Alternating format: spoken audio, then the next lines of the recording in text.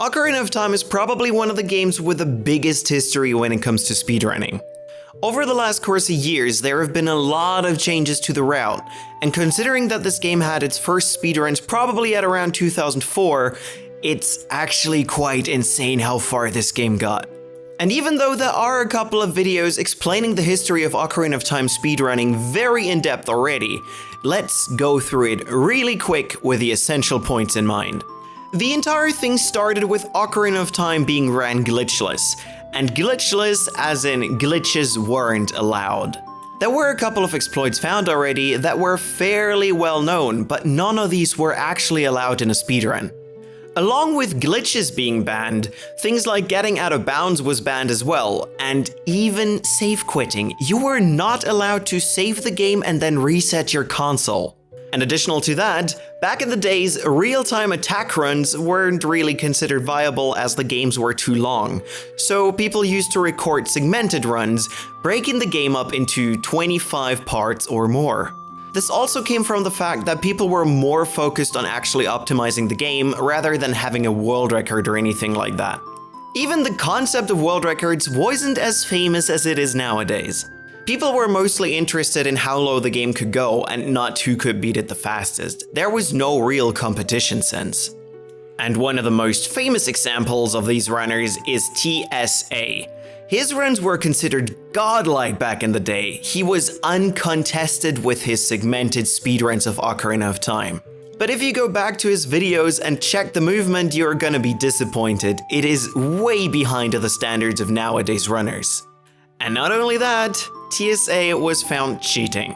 Even though this is probably for another video at some point, I'm gonna explain cheating or splicing really quick. Some parts in speedruns can be fairly hard to deal with, so some players just tend to do those tricks over and over until they finally succeed, throw it into a video editor, and then use the successful attempt and cut it into the speedrun itself, making it look like it was actually gotten first try. TSA, for example, did that in the Deku tree. When you go to the slingshot, Navi tells you how to open a door. This text can be skipped if you sight up in front of a door and open it on the first frame. However, when you look at the video, after him performing the sight up, you can see that the A button starts turning before he opens the door. This means he did not hit the first frame, and this was actually a recording after he has gotten the text box already. But let's move on with the actual topic. After it was discovered that he was cheating, he basically withdrew from the community and was never seen again. Up until 2006, the game was pretty much ran glitchless. This means it was ran from the child dungeons to the Master Sword, then beating all the temples, and then beating Ganon. In 2006, it was discovered that the game doesn't even check for the medallions. It only checks for the Shadow Medallion and the Spirit Medallion. And this is explained fairly easy. In order to get to the Shadow Temple, you need to have beaten the Forest, Fire, and Water Temple in order for you to learn the Nocturne Shadow. And without the Nocturne Shadow, it's basically impossible to enter the Shadow Temple without glitches. So it makes sense that Nintendo chose this way for checking the medallions, because you couldn't have possibly beaten the Shadow Temple without beating the previous ones. But back to the topic. From 2006 on, there were only 5 bosses that had to be defeated. Those were Goma, King Dodongo, Baronade, Bongo Bongo, and Twinrova. This discovery brought the game down to under 3 hours, which was considered insane for such a lengthy game already.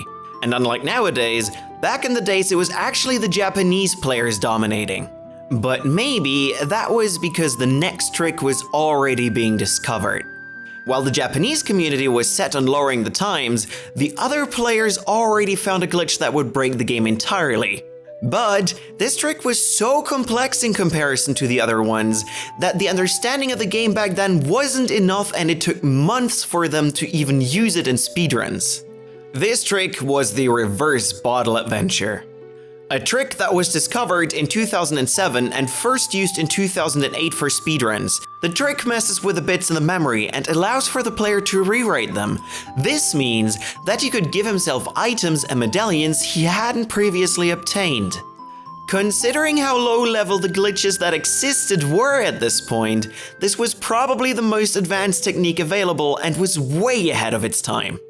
This trick basically halved the time required to beat the game now. Instead of just barely reaching under 3 hours, we are now talking about 1 hour and 30-minute times. The route now looked as follows. First, you beat the 3 child dungeons. Somewhere in between, you teach the Scarecrow's song and then grab the Master Sword. This is important as you have to have the Scarecrow's song as an adult in order to reach the fishing pond.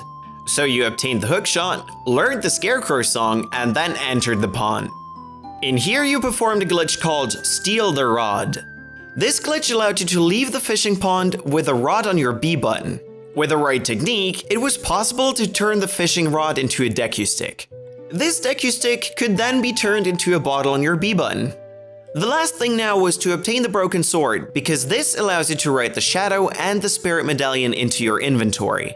Having done that, it was now possible to summon the Rainbow Bridge, and you could finally beat the game. Wait, not quite, because you were lacking quite a set of equipment. And due to this missing equipment, it was actually necessary to find a way to skip the barrier in Gannis Castle. There were 2 big ways to skip the barrier though.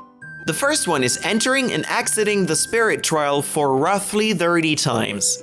Every time you enter the main room of Gannis Castle, every actor gets duplicated. This isn't a big deal as there aren't a whole lot of actors, however, you will reach a point in which the memory will overload.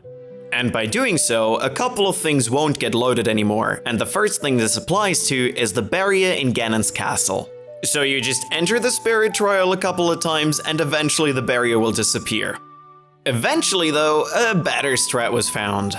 Once again in the spirit trial, you could grab an Armos and position it at a very specific point. Then you just perform an angle jump slash and you'll clip out of the room, in which the barrier is also not loaded. This way of dealing with Gannis Castle was used for quite some time afterwards. Even in 2008, in which the Door of Time skip was found. This was an insane find because the child dungeons didn't have to be beaten anymore and the items you got in the child dungeons weren't that useful anyways. So the way the run now worked was, grab the Kokiri sword, grab a bottle, go to the Temple of Time, skip the Door of Time, and then perform RBA in order to skip the temples. And this way was the way to beat the temple for the longest time. Also, here's a little side note. A lot of people believe that the current no inventory manipulation or wrong warp category is the old any % run. That is not the case. This category skips the Door of Time and then grabs the Shadow and the Spirit Medallion. However, because Reverse Bottle Adventure was found before the Door of Time skip, this cannot be the case. It took up until 2012 until a player called Christian F23 was messing around with blue warps and found a way to skip the cutscenes of the realm. This was tested in a variety of temples, and when done in Fire Temple, the player suddenly ended up in Forest Temple. Whoops. This led to the discovery of the wrong warp. Because not only that was found, but between 2008 and 2012, the players also found a glitch called Bottle Adventure. The name might imply that it's less impressive than the Reverse Bottle Adventure, but it can put Furore's Wind onto the B button. This, along with the wrong warp technique, allowed the players to warp to the credits from Dodongo's Cavern on. So from here on, it wasn't even necessary to obtain medallions anymore. This discovery allowed for Ocarina of Time to go lower than the 1 hour mark, and thus was considered to be one of the most broken games ever already. The best time in that era was 46 minutes and 52 seconds by the runner CFG. This record was set on November 12th, 2012, but of course it didn't stop here. Because only 2 days later, another way to break the game was discovered. With this trick, pretty much everything could be skipped, and the game went down to 21 minutes. The trick I'm talking about is Ganondorf, another form of wrong warping. Once again, CFG held the record for the longest time. The route was now, get the sword, get a bottle, catch bugs, go to the Deku Tree, perform the wrong warp, and finish the game. And from here on, the game didn't change a whole lot anymore. However, the progression did change a little bit over the course of time, especially with a trick that was later on discovered called Get Item Manipulation. This basically cut out having to obtain the bottle in Kakariko, but didn't change the route at its core anymore. But all these discoveries led to the game now being down to almost under 17 minutes.